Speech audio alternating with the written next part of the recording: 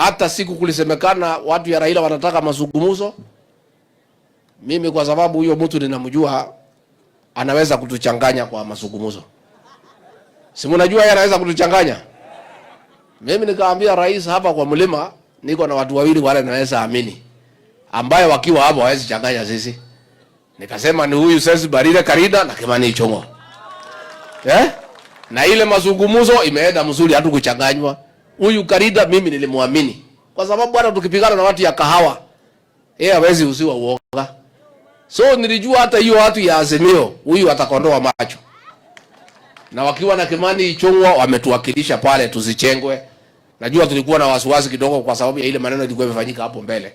Sasa mimi nikaambia rais hapa kwa Mount Kenya, tafadhali rais, huyu Kimani Ichung'wa akiwa pale na Karinda, hata mazungumzo ikiendelea, sisi tuko na amani. Tunajua tumelindwa vizuri kwa sababu hao ni viongozi wetu hapa ambaye tunaamini hawezi uza sisi, hawezi usiwa uoga, hawezi nunuliwa na pesa.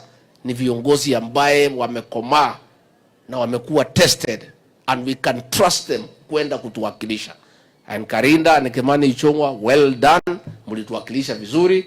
Hiyo maneno ya bipartisan imeenda mzuri.